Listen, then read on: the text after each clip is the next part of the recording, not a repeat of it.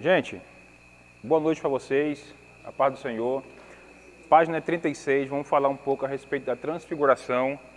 E eu preciso que vocês percebam o panorama que a gente está tomando. Falamos de ceia. Algumas semanas atrás falamos um pouco acerca de arrebatamento, falando a respeito de reinos. E hoje vamos falar da transfiguração. Está lá em Mateus capítulo 17, tá? Vamos desfrutar aqui um pouco desse texto, para que a gente possa ter um bom pano de fundo acerca desse assunto. É muito comum que a gente fique preso sempre na epígrafe do verso 14 em diante, que vai falar a respeito do lunático, tá? Vai falar a respeito do lunático, e aí a gente se prende um pouco mais lá. E eu preciso que vocês fiquem atentos para que a gente possa estar conectados sobre esse assunto. Todo mundo encontrou? Mateus 17, no livro, dá para a gente acompanhar junto. O texto diz assim, ó, Mateus 17, a partir do verso 1. 6 dias depois, amém, crente? Então percebe, isso é uma regra de homilética. Você sempre tem que ler de forma, a gente chama isso de um conceito crítico, uma crítica textual. Então, comece a ler a intenção do autor, em condição que o autor estava escrevendo, qual que era o objetivo dele, e o texto começa da seguinte forma: 6 dias depois de quê? Porque se a gente for pegar, se prender a epígrafe, que eu já falei isso para vocês, não se prendam a epígrafe de Bíblia nenhuma, pastor, mas é a Bíblia do Papa. Não se prenda a epígrafe, irmão, aquela epígrafe não existe, aquela epígrafe é só para facilitar para um novo convertido, vocês não. Vocês estão estudando de teologia, vocês já estão em outro nível. Vocês já são líderes que vão multiplicar o conhecimento. Não é mais para estar se prendendo a paixão de Cristo. Que isso aí, para quem estuda teologia, não existe. Chamar o que Cristo fez que é paixão. Paixão é o que algum de nós daqui já sentiu pelo primeiro namoradinho, a namoradinha. Isso é paixão. Mas o que Cristo fez não foi paixão. Então não se prenda à epígrafe da Bíblia. Você vai saber que ela está lá? Não, beleza, está ajudando, está legal, mas eu sei que é amor de Cristo, não foi paixão. Amém, crente? Então não se prenda à epígrafe. Então o texto diz assim, ó, 6 dias depois de quê? Depois daquela conversa que Cristo teve com os discípulos ali em Cesareia Marítima, que ficava na borda de uma praia. Lembra que na última aula nós falamos que Jesus sentou com eles e começou a questioná-los a respeito da diferença entre Jesus e o Messias, ou seja, o Cristo. Então, é 6 dias depois disso, depois que Cristo sentou com eles e perguntou para os discípulos, e vocês? O que o povo diz que eu sou? Quem o povo diz quem eu sou?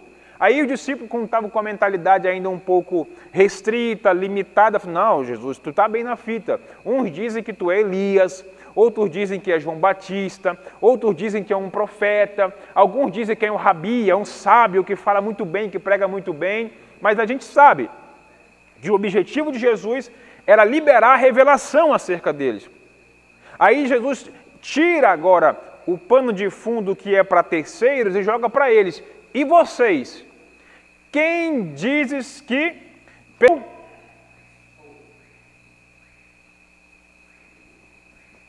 Quem dizes que eu sou? Perceba que quando Jesus declara eu sou, é o gatilho para que o povo possa ter a revelação da divindade dele. Todas as vezes que Deus, ou na pessoa de Cristo, libera a palavra eu sou, ele está revelando a sua divindade. Porque quando ele fala assim, ó, o que o povo diz acerca do Filho do Homem? Mas por discípulo ele fala assim, ó, e vocês, quem dizes que eu sou? Vocês lembram quando o povo foi prender Jesus? Eles pegaram Jesus, lá quando Judas traiu, trouxe até eles, pegaram Jesus, aí falaram assim, nós estamos atrás de Jesus, porque vocês estão com a mesma roupa aqui. Cadê Jesus? Aí o que ele diz? Eu sou. Todo mundo cai. Por que todo mundo caiu? Se prostrou, caiu no chão, parece um terremoto, deu um choque neles, porque foi a revelação da divindade. Se ele fala assim, sou eu Jesus, Jesus sou eu aqui, ó. Jesus, opa, estou aqui. Se ele fala assim, era a natureza de Cristo, era a humanidade. Mas quando ele fala assim, ó, eu sou, aí o povo cai. O que foi que Deus falou para Moisés? Mandou ele falar assim, Senhor, mas quando eu entrar com o faraó, quem que eu vou apresentar? Porque o povo lá tem 300 deuses, cada um tem um nome. E o que eu vou dizer? Aí Deus fala assim, Moisés, diz para eles que o eu sou te mandou. Ou seja, ele libera a revelação da divindade. Porque quando Deus diz assim, ó, eu sou, ele está ampliando a sua provisão para o ser humano em qualquer circunstância. Porque ele diz assim, ó, eu sou o quê?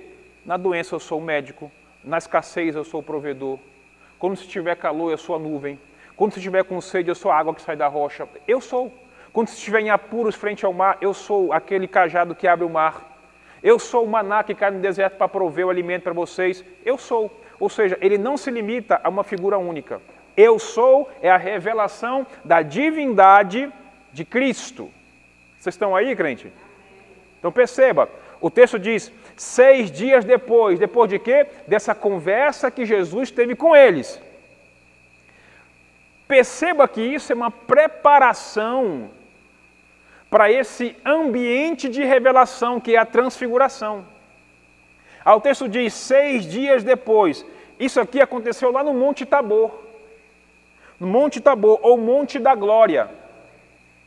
Então diz assim, ó, tomou Jesus consigo a Pedro e a Tiago e a João, seu irmão, e os conduziu em particular a um alto monte. Vocês estão aí? Amém. Então perceba que a intimidade com Jesus sempre vai te colocar em lugares diferenciados dos demais. Jesus tinha quantos discípulos? Quantos? Me ajuda aí, crente, quantos? Não, vocês estão com fome. Pega as pupunhas lá, gente. Quantos discípulos? 12. Isso, me ajuda aí, pelo amor de Deus. 12 discípulos, amém? Quantos subiu com Jesus? 3. Pedro, Tiago e João. Eu sempre falo isso, Deus não tem filhos prediletos, não eram os discípulos prediletos, eram os mais íntimos. Então Deus não tem discípulos prediletos, não tem filhos prediletos, não tem crente predileto, tem os mais íntimos. Pastor, mas quem são os mais íntimos? Aqueles que oram mais, que buscam mais, que honram mais, que obedecem mais, que mais se prostram, que mais renunciam, esses são mais íntimos. Porque eles carecem mais e mais da misericórdia de Deus. Você lembra de Davi? Davi cometeu um pecado terrível, irmão. Todo mundo ficou sabendo, era para ter matado. Mas a intimidade que ele tinha no privado, lá nos bastidores com Deus, era algo que aqueles que não tinham pecado nunca tiveram. Vocês estão aí? Amém. Então Davi falou assim, Senhor, arranca tudo de mim, só não afasta de mim o teu espírito, a tua presença. Eu não consigo suportar ficar longe de ti. É como se Davi estivesse falando assim, ó, eu aguento até a pancadaria, a morte, a escassez, me prendam, mas não me deixa ficar longe de ti. Sabe, pra gente isso aí é uma voadora, porque a gente às vezes até se acostuma a ficar longe da presença do Espírito. Já não faz mais falta.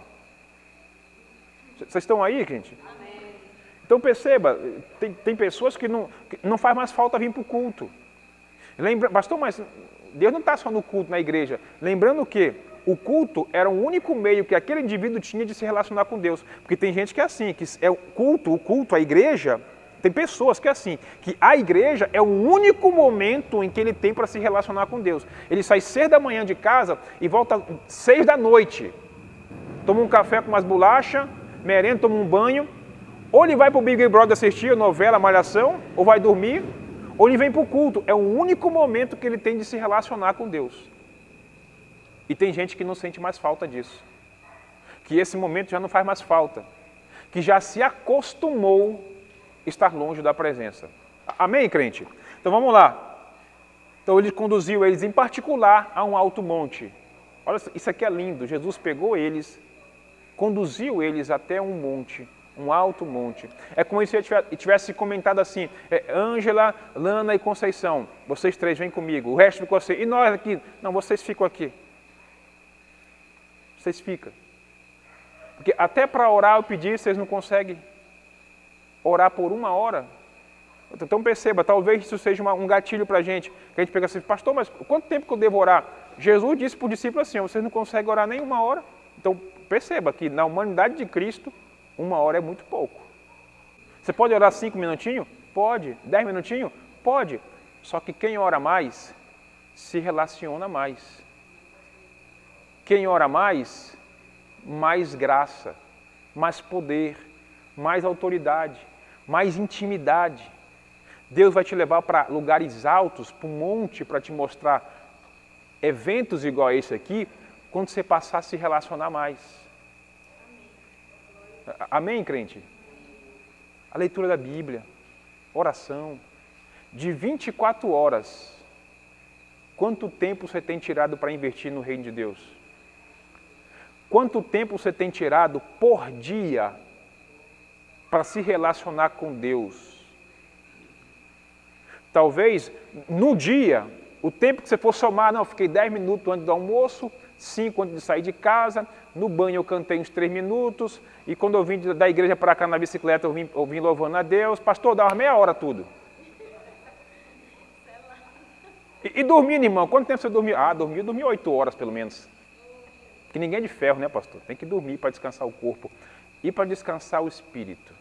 Porque o descanso do espírito está em se alimentar de Cristo. Vocês estão aí? Eu vou repetir. O descanso do teu corpo está em dormir. Ficar lá babando, roncando.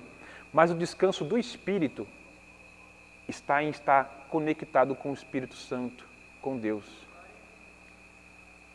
Amém? Amém. No reino de Deus, Deus não vê, Alex, o título. Deus não está vendo a divisa. Deus está vendo a sinceridade. Deus está vendo a entrega. É isso que Ele está vendo. Você era o faxineiro lá na Natura, tu era o faxineiro do banheiro na Natura, mas de noite você era general comigo. Vocês estão aí? Ah, você era aquele que trabalha com reciclagem de latinhas e todo mundo ficava olhando para você. Ih, lá vai o rapaz das latinhas, carregando latinha, garrafa PET, lá vai no carrinho de mão. Mas no reino de Deus ele é conhecido pelos anjos. Ó, lá vai o Joãozinho orar. Eita, o céu vai começar a mover, ele vai orar. Anjo, vamos se preparar, porque quando ele ora, Deus já manda a gente descer rapidamente com a resposta. E também tem aquele que os anjos olham assim, ei, olha quem vai orar, é o pastor. Oh, rapaz, olha, vai orar. Olha, é como se os anjos chamassem uns outros, Serafim, vem ver aqui, olha, vem ver o que foi, o pastor vai orar. O pastor vai orar. O cantor que fala em língua, roda, faz karatê, que vai orar. Vocês estão aí, crente? Amém. Tem uma missionária norte-americana, ela é especialista, ela escreveu vários best-sellers a respeito de oração. Ela diz o seguinte, que a oração também é uma sombra do tabernáculo. Segundo uma teoria dela, particular dela, por experiências dela, assim, ela hoje pastoreia junto com o marido e já foram para a Coreia do Norte, Coreia do Sul, então assim, tem muito respaldo para poder falar com propriedade. Ela diz da seguinte forma, que a oração, perceba que isso aqui tem tudo a ver com o assunto. A oração, que é o portal, ou seja, o portal é o ambiente que você está fora ainda. Tem gente que ora aqui uns 10 minutos. 10 minutos no portal. Aí levanta do joelho. Eita! Eita! Aí começa a falar. Eita! Eita, Espírito Santo. Mas aí não entrou nem no pátio. Mas na cabeça dele, eita,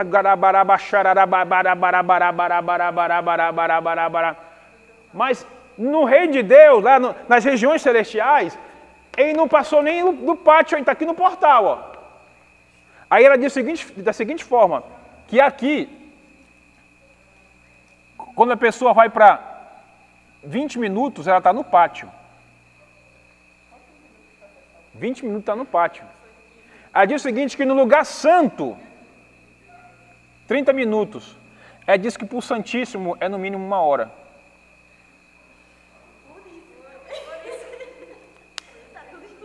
Ela faz da seguinte forma, que quando você entra no Santíssimo, você nem precisa mais abrir a boca para orar.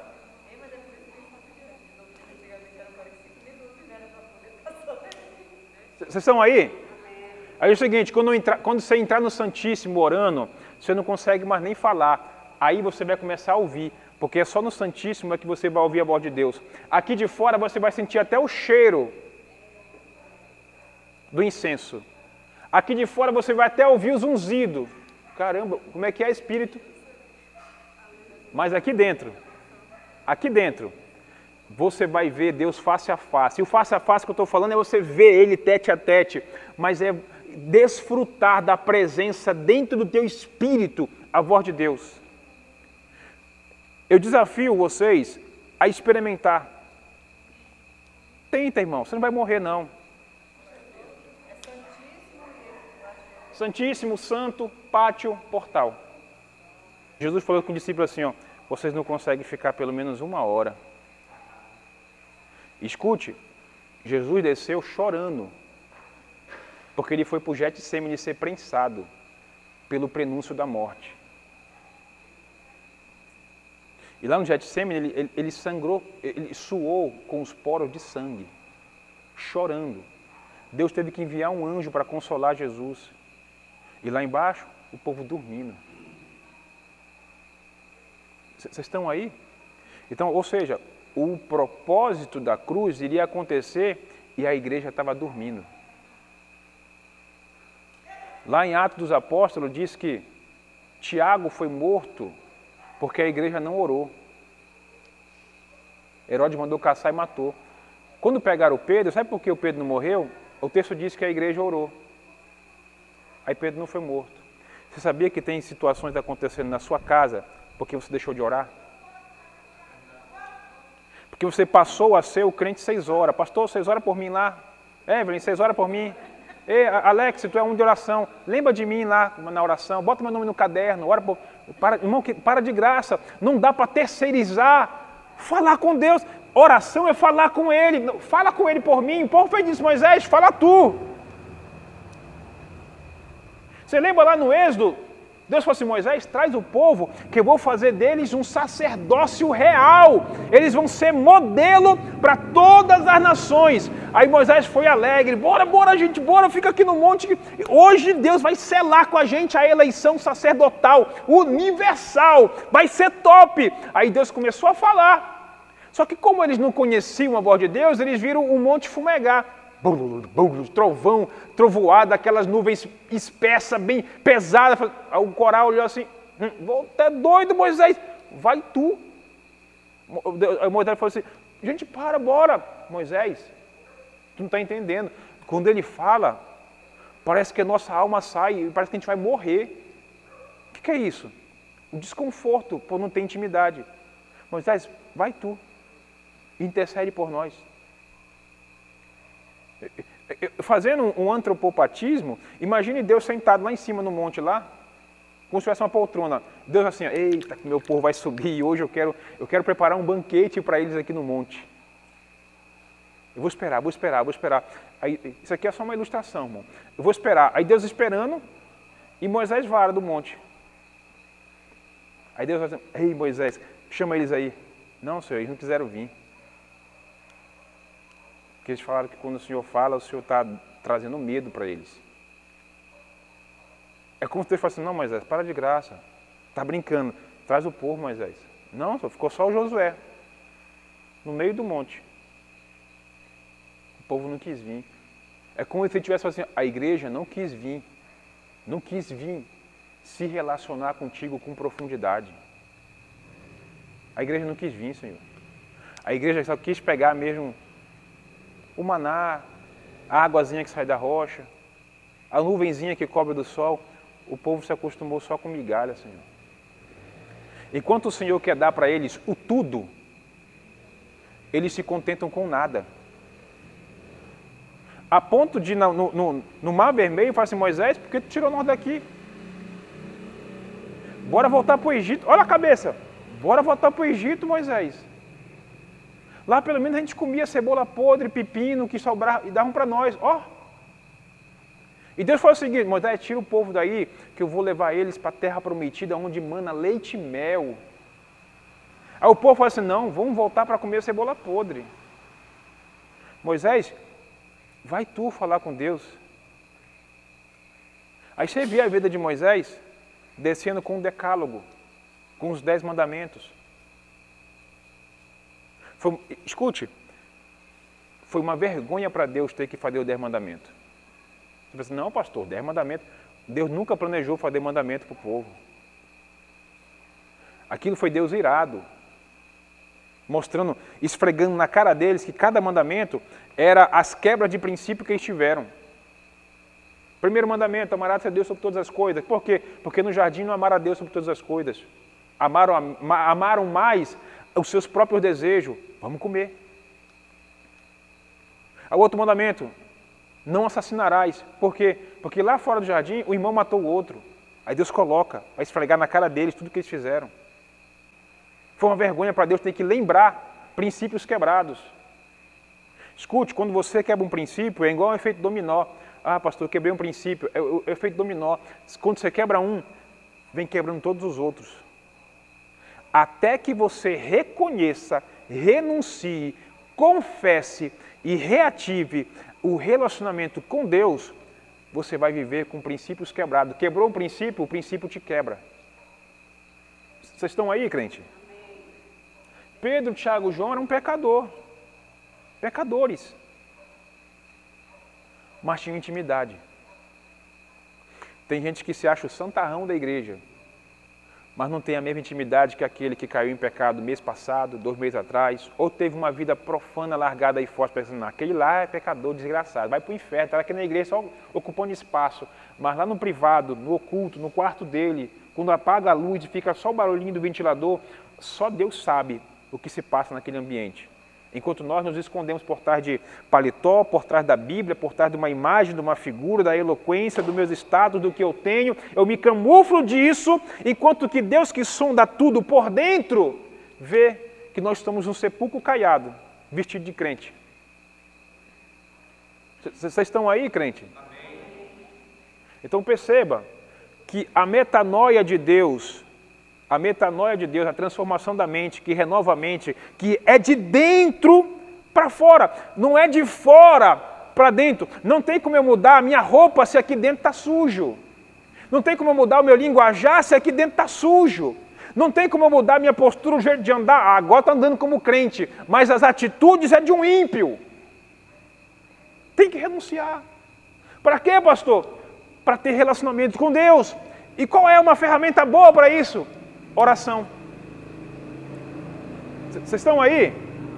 E a leitura da palavra? Não precisa nem falar, irmão. Tem que ler, claro, para entender em que espírito. A Bíblia diz lá em João que essas palavras aqui, ó, elas são espírito e vida. Vou ficar 1 hora de oração, pastor, no milho. Mas se não tiver leitura da palavra, não tem equilíbrio. Ore para ler a palavra. Quando você estiver naquela sua 1 hora de oração, já peça, Senhor, quando eu for ler a tua palavra, me orienta, Espírito Santo. Aquilo que a gente aprendeu no seminário, ilumina dentro de mim, que eu fiquei meio assim, embuiado na aula. Mas fala comigo, a matéria foi exposta. Agora dentro de mim, quebra o meu coração. Revela para mim. Porque eu não estou concordando com o que o pastor Christian falou, mas segundo a tua palavra, o teu Espírito, o que eu tenho que fazer? Peça para ele, crente. Peça para ele. Não vá armado para não, Senhor, porque, Senhor, eu acho que... Não. Mergulha, irmão. Se larga.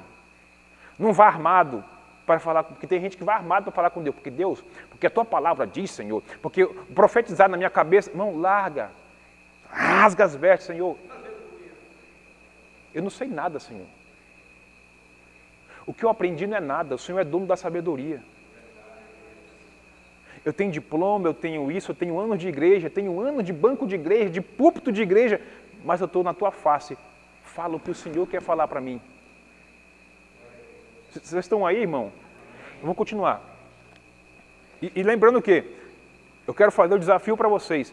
Escolha um dia, já que não dá para orar na semana, pegue um dia É por isso que o adventista está aí, irmão, pegando um dia para santificar e guardar, para começar a ter que um tempo para orar. Quer aprender? Aprende com eles. Já que a gente, o pentecostal, não tem condição, não. Nós não, pastor, nós é culto. Não terminou o culto, que é no máximo 2 horas, 2 horas e meia, quando tem ensaio, alguma coisa. Lá na tua casa, pega um momento para orar. Vai para casa de noite, vai dormir, tire dessa noite de dormir 1 hora para Deus. Irmão, você não vai perder o emprego, vai chegar atrasado porque foi falar com Deus, não. Você pode ter certeza. Pastor, inventei de orar 1 hora, perdi o ônibus. Mentira. Porque você já estava com outra motivação. Aí foi com preguiça para orar. Essa oração aí Deus não aceita não, crente. Vá com vontade. Vá com vontade. Senhor, hoje à noite eu quero orar, eu quero falar contigo. Faça o teste. Senhor, não vou começar à noite não, mas de manhã, eu pego o ônibus 6 horas. Eu vou colocar o despertador aqui. Espírito Santo, 5 horas. Me joga da cama. Me acorda. Faz alguma coisa, me dá uma cãibra, mas me levanta que eu quero falar contigo. Meu sono é pesado, eu estou quase morto dormindo. Mas 5 da manhã, Espírito Santo, me pega, Espírito Santo, me joga da cama, puxa meu lençol, faz uma visagem, alguma coisa, mas me levanta porque eu quero falar contigo.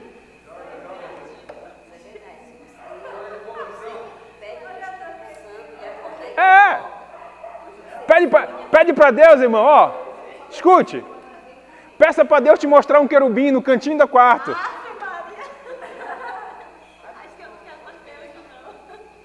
Pede para Deus te mostrar o querubim. Quando ele abriu o olhão assim, ó. Naquele cantinho escuro, você pensa assim, meu Deus, é o demônio. É um querubim. Hã? Provavelmente são grandes porque eles ficam nos cantos da plataforma do trono. São muito grandes. Muito grande. O João viu. É porque ele foi arrebatar. Paulo viu, o João viu, Ezequiel viu, o livro de Isaías está lá a descrição. Só que a gente quer ver aqueles anjos da Globo, irmão. De olho azul, sarado, uma batinha branca, tranquilo, falando bem. Maria, agraciada és tu. Falando paraense ainda com sotaque. A gente quer esses. Aí Deus, por misericórdia, deixa a gente ver um desses mesmo, um anjo paraensão mesmo. Mas o que Ele quer que a gente veja é o nível espiritual, crente. Agora você imagina, se você achou feio a figura relatada por descrição de um anjo, imagina um demônio. Aí vocês se assustaram. Esse é o anjo? Meu Deus, cruz credo. Fez até o sinal da cruz porque viu o anjo. Agora imagina um demônio que é um anjo caído que perdeu tudo que tinha na eternidade para ficar nas regiões celestiais. Amém? Vamos lá. Ó, escute. Então Jesus conduziu eles em particular e transfigurou-se diante deles. Perceba, como Jesus transfigurou-se diante deles, é semelhante à transfiguração de Moisés quando desceu. Jesus ficou com o rosto, com um semblante parecido com o sol, as suas roupas todas alvas, brancas como a neve. A glória, era um prenúncio da glória que Jesus tinha renunciado para descer. Pastor, mas como assim? Pega a sua Bíblia aí. Hebreus 2:9.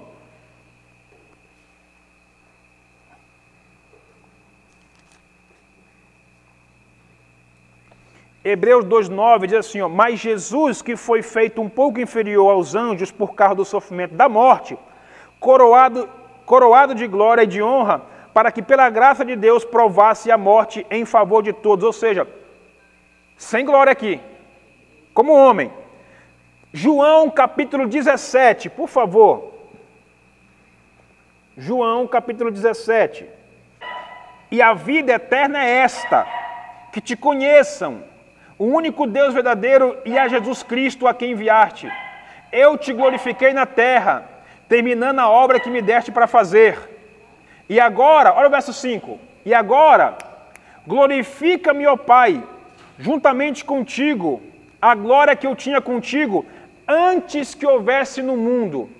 Escute, o Antigo Testamento, o Novo Testamento, não estão de forma cronológica, irmão. Eles foram fechados para melhor compreensão nossa, mas o texto que Jesus está falando é: Senhor, aquela glória que eu tinha lá contigo, eu renunciei, mas agora, com o propósito da morte, glorifica-me, Pai. Me traz aquela glória que eu tinha contigo antes da fundação do mundo. Então, na transfiguração, é um prenúncio da glória que Jesus mesmo pediu para o Pai. Vocês estão aí, crente? Está aqui no texto. E agora glorifica-me, Pai, juntamente contigo, com a glória que eu tinha contigo antes que houvesse o mundo. Verso 6. Manifestei o teu nome aos homens, que do mundo me deste, eram teus, e tu deste a mim, e eles têm guardado a tua palavra. Deixa eu continuar o texto.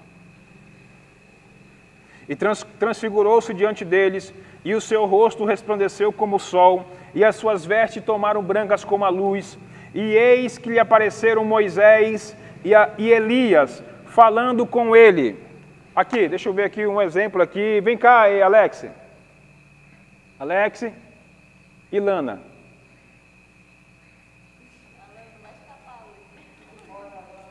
Vem cá, Ângela.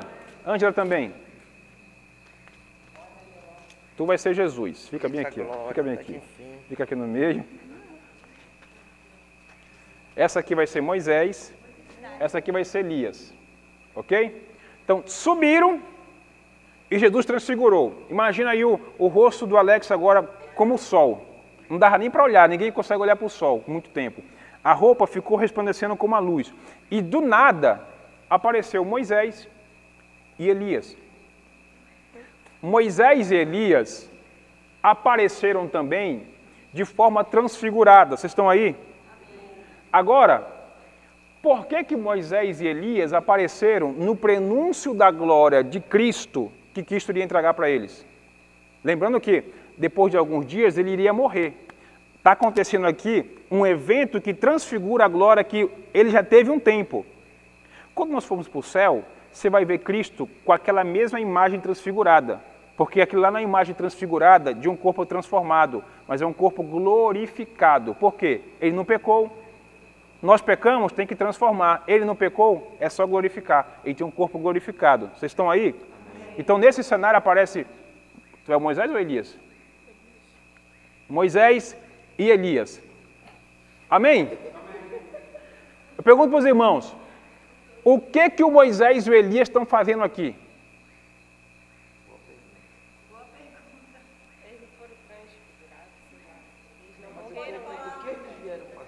Ó, vamos lá. Cristo vai morrer, não vai? Vai. Então Deus agora faz um prenúncio da glória que ele pediu aqui em João 17. Pai, glorifica-me perante os homens. E teu Deus pega assim, então toma. Perante os homens, quem eram? Pedro, Tiago e João. Aí estavam vendo, caramba, que negócio é esse aqui? Nunca vi. Aí do nada vem Moisés e Elias.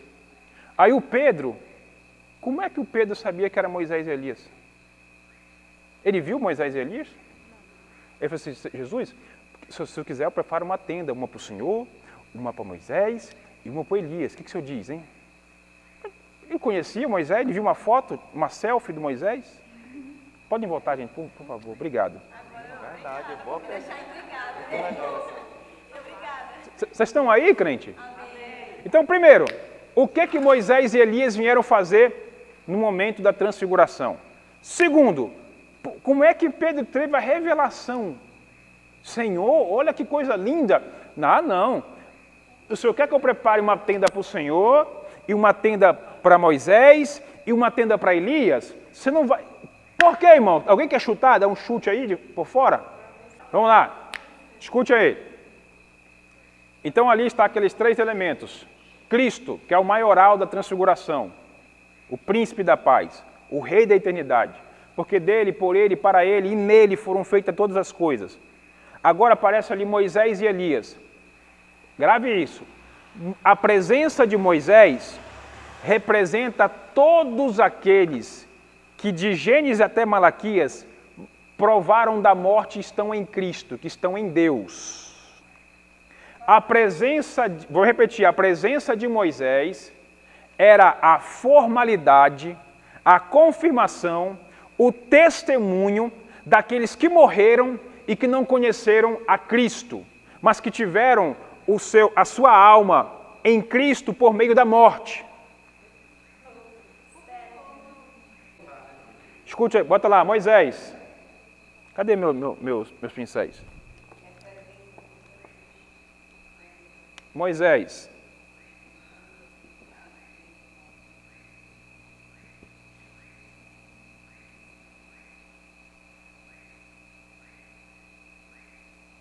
Experimentaram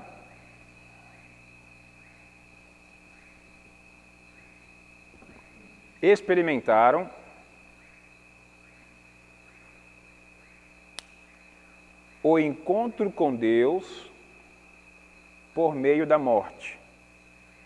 Um exemplo, a Esther, a Ruth, Jonatas, foram boas pessoas?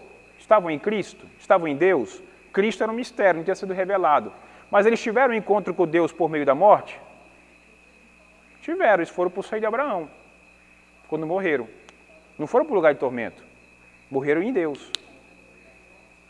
Então, a lei da época era o meio, era uma sombra de Cristo para aquele período. Amém? Então vamos lá, Elias.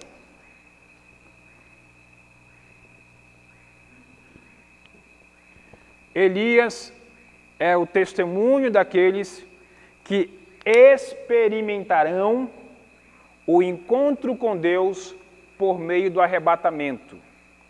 Moisés, o encontro com Deus por meio da morte. Elias, o encontro com Deus por meio do arrebatamento. Elias morreu ou foi transladado? Transladado. Moisés morreu. A figura profética dos dois representa esses dois pilares, morte e arrebatamento. Alguns vão encontrar com Deus por meio da morte. Outros vão encontrar com Deus por meio do arrebatamento. Amém? Então, a glória, o kavod que Deus presenciou e prenunciou para Jesus ali, tinham dois pilares. Estar com Deus por meio da morte e por meio do arrebatamento. Amém? E o objetivo de Cristo naquele evento qual é? O sacrifício. Para quê?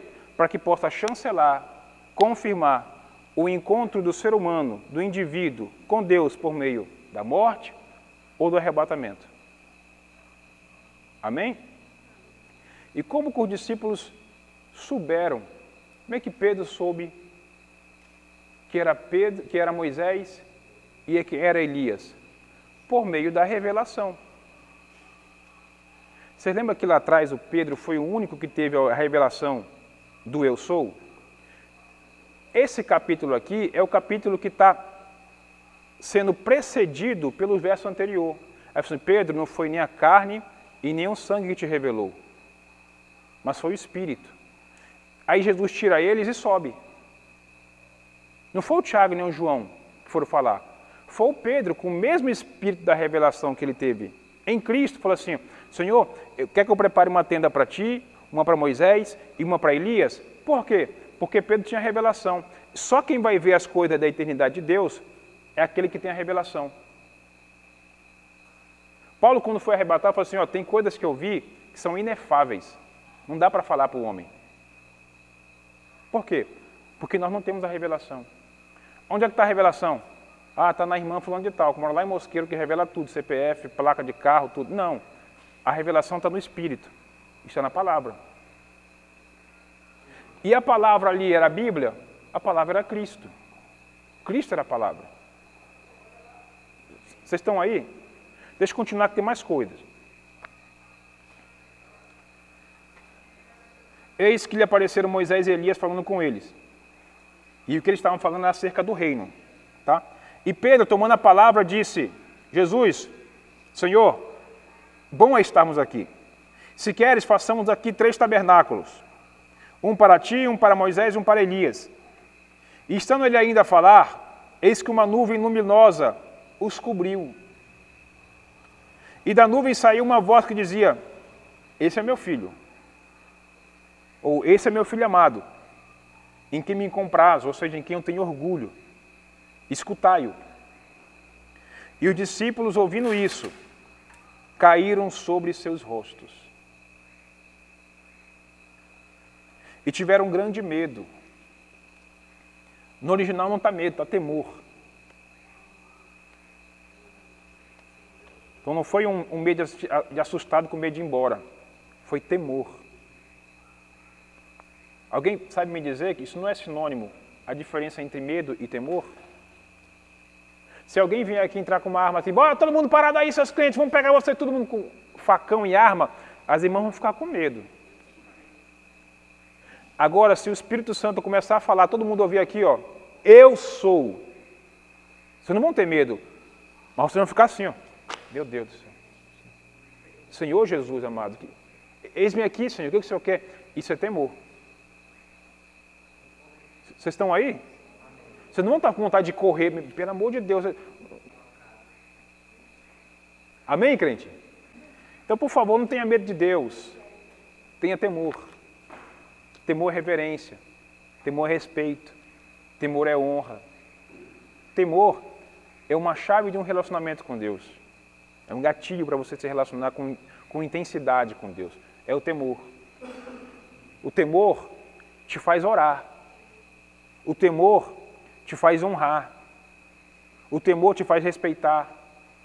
O temor te faz ter gratidão por aquilo que você nem queria fazer. O temor faz isso. Porque você vai olhar assim, caramba, o que Jesus faria em meu lugar? Isso é temor. Vocês estão aí? Isso é temor. Então vamos lá. E aproximando-se Jesus, tocou-lhes e disse: levantai-vos e não tenhas medo. E erguendo eles os olhos, ninguém viram senão a Jesus. E descendo eles do monte, Jesus ordenou dizendo: a ninguém conteis a visão, até que o Filho do Homem seja ressuscitado dentre os mortos. Então, esse texto de Mateus aqui, a gente sempre dá maior evidência no verso 14, que vai falar acerca do menino lunático, que está endemoniado. Mas a questão mais prática, o texto-chave desse cenário aqui é a transfiguração. Porque é um prenúncio para o arrebatamento. Vocês estão aí, crente? Escute, a transfiguração é um prenúncio muito real do arrebatamento.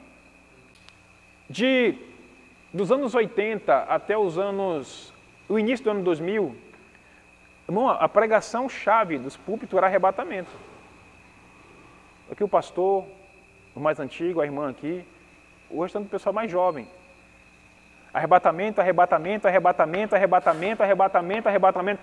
Perceba que do ano 2000 para cá,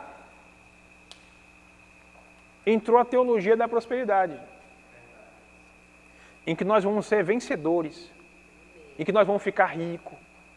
Se crer em Deus, vamos ficar ricos. Se a gente fizer as coisas direitinho, vamos ficar ricos, vamos ser prósperos. Mas lá atrás, a mensagem principal era arrebatamento. Cristo vai voltar, Cristo está chegando, o reino já foi pregado, a graça está aqui, os sinais estão se acabando. Olha o período do princípio das dores, Cristo vai voltar. Sempre foi assim, só que nos dias atuais, o arrebatamento perdeu espaço no púlpito. Vocês estão aí? Arrebatamento da igreja, que é para nós, perdeu espaço. A gente faz, no mês, 30 dias, 100 programações. Se o Espírito estiver forte, 5 falou sobre arrebatamento.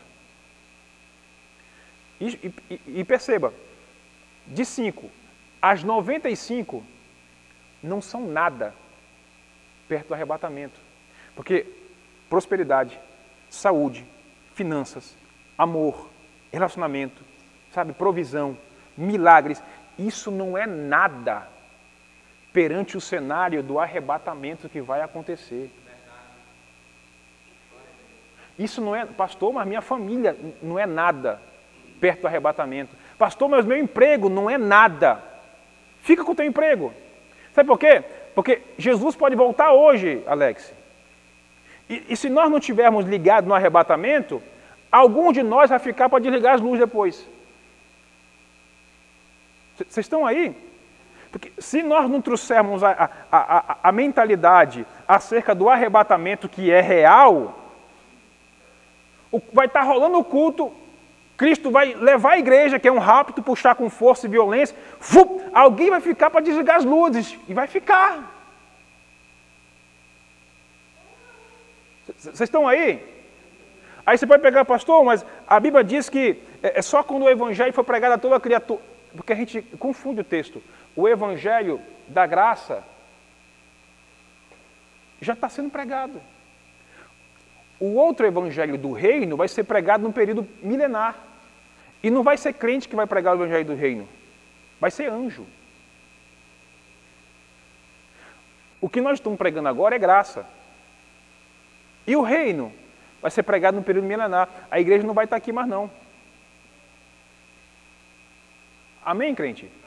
Então, irmão, agora estamos pregando, vivendo, desfrutando de uma dispensação que se chama graça. Mas olha, para de graça. Atente para o arrebatamento que é real. Arrebatamento existe e ele vai acontecer. Não dá para a gente viver uma vida cristã, uma vida gospel, um clube gospel, achando que vai ficar por assim. O arrebatamento vai acontecer. Eu sempre faço algumas contas, não tem mais sinal, irmão. Não tem mais sinal. Só falta o anticristo ser revelado. E quando ele for revelado, a gente não vai ver. Vão ser levados. Quem vai ver a revelação do anticristo é o povo que vai ficar. É porque a gente está assim, ó. Ah, não, mas o anticristo ainda não foi revelado. Irmão, você não vai ver a revelação dele.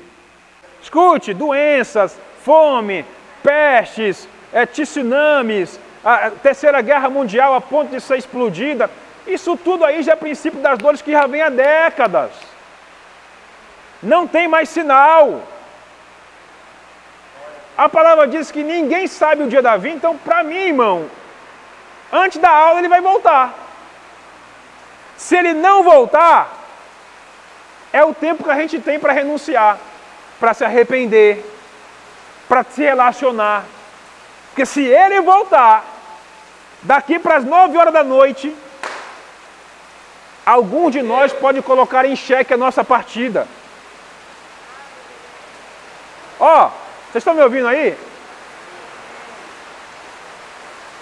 Não precisa responder não. Só escute.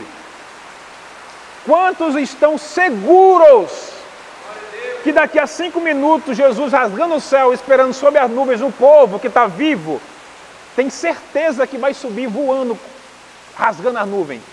Eu tenho certeza. Quem tem? Não, 100% de certeza, pastor.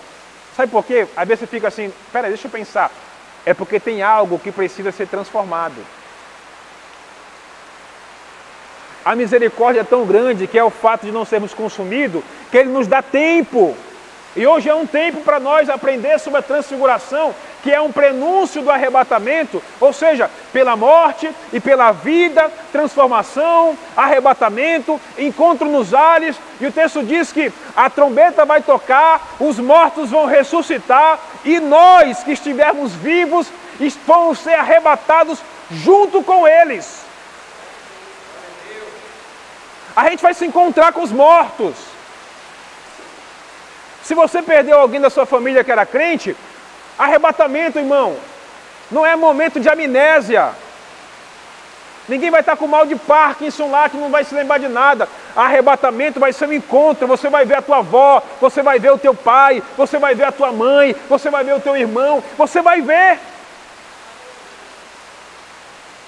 Amém, crente?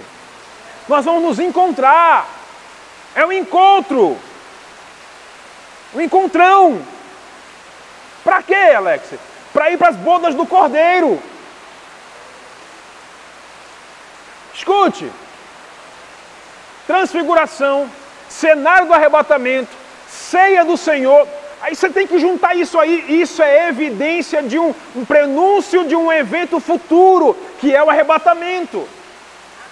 Mas a ceia do Senhor, pastor, era só para o povo mesmo lembrar do sacrifício de Cristo. Não era, era para lembrar e sacrificar a sua mentalidade pessoal, para ter lembrança dele, do sacrifício da morte dele, porque por intermédio da morte dele, nós vamos ter a possibilidade de ser arrebatados.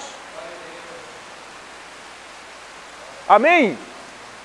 Aí você vai chegar lá na glória, nas mansões celestiais, lembrando. Lá em Santa Bárbara, o pastor Edilson dava para a gente a ceia. Você vai estar habituado quando o próprio Cristo vir servir a ceia do Senhor. Na eternidade. O partir do pão. A ceia do Senhor. O cálice de bênção. Isso vai acontecer, irmão. Escute. Peça amor para o Espírito Santo, que não é um sentimento. Peça amor, amor. Senhor, me dá amor para entender o teu Espírito e ensinar as pessoas sobre o arrebatamento. Irmão, é porque a gente às vezes fica meio acomodado. Vai ser terrível. Vai ser terrível a grande tribulação. Dani, Deus vai enviar os anjos para vir pregar. Deus vai enviar 2 testemunhas, vão matar em praça pública. Você não tem noção, você está achando que está difícil hoje? Deus vai enviar anjo para vir pregar o evangelho do reino. Para que ainda haja salvação daqueles que vão ficar. Quem quer ser arrebatado aqui na primeira ida aqui, mano? Deixa eu ver aí vocês aí. Vocês acreditam no arrebatamento, irmão? Amém. Vocês creem que aquilo que está escrito aqui é verdade? Então viva isso. A maior prova de amor que existe para Deus é a proatividade da mudança. É você falar assim, Senhor, a partir de hoje, eu vou mudar. E a mudança não depende de Deus. Deus não vai forçar a barra. É você que tem que enfrentar os teus desejos e mudar. Porque a mudança é isso aqui, ó. Senhor, eu vou mudar, não vou mais mexer no celular de ninguém. A tua mão está aqui, ó. Eu quero mexer, mas eu vou vencer essa vontade, esse desejo, e eu vou mudar. E vai. Mudança. Quer provar, fazer uma prova de amor por teus pais, para tua esposa, para teu esposo, para teu líder? A maior prova de amor não é um buquê, mas é a mudança.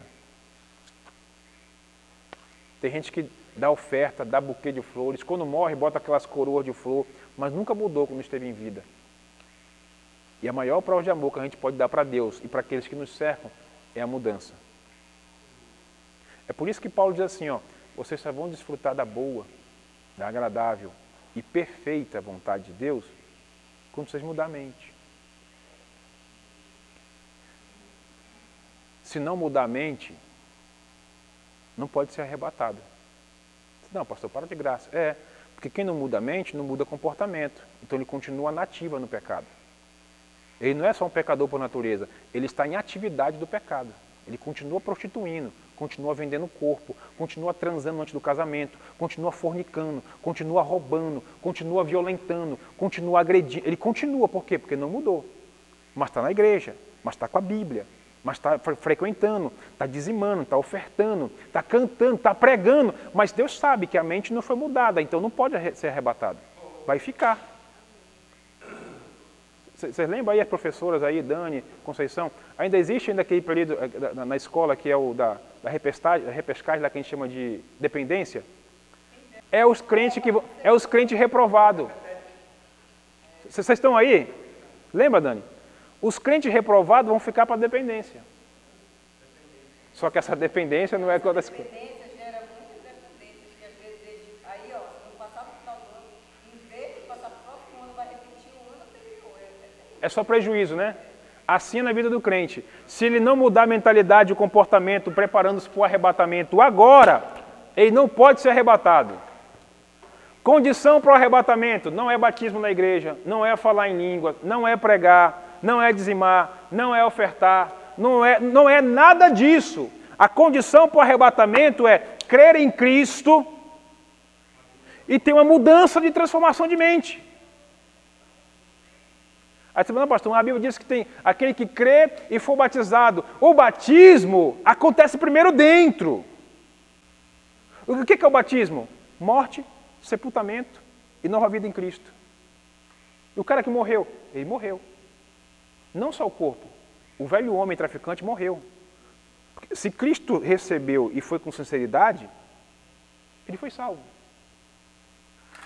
Ele só não teve mais tempo de viver a vida dele. Mas naquele momento, a mentalidade dele mudou. Vou morrer, vou morrer, vou morrer. Só que tem gente que não tem esse tempo. Tem gente que não dá esse tempo aí de cair o avião. Olha, o avião vai cair daqui a 3 minutos, irmãos. O avião vai cair. Aí dá tempo de pedir perdão dos teus pecados. Tem gente que não vai dar tempo de pedir tudo, né? Mas tem gente que não é assim. Amém, crente? Então não conte com o dia de amanhã. Não conte com o que pode acontecer depois. Conte com hoje. Amém? Esteja preparado para o arrebatamento hoje. Pastor, mas eu vou me preparar para o arrebatamento, vou fazer um curso. Que curso, crente? A preparação para o arrebatamento é com renúncia. É com arrependimento. Aí João Batista fala assim, ó. Vamos fazer curso. Porque é chegado o reino de Deus. Era isso que ele falava? Não. Vão para a igreja. Porque é chegado o reino de Deus. Era isso que ele falava? Vão congregar. Que é chegado o reino de Deus, não fazer. Arrependei-vos, que é chegado o reino. Vocês estão aí, Alex? Tem que arrepender. Se não arrepender, não vai subir no monte para ver transfiguração. Se não arrepender, não vai viver experiências com Deus por meio da revelação em Cristo que o outro homem normal não tenha. Deus quer entregar para vocês revelação do Espírito que nenhum dos teus familiares, amigos ou irmãos nunca tiveram. Ele pode entregar para você. Não ficou limitado a John Wesley, a John Michael, a Billy Graham. Você também pode desfrutar disso. Hoje. Ah, pastor, mas os dons cessaram. Eu não creio nisso. Eu creio que os dons continuam ativos. E você pode viver isso.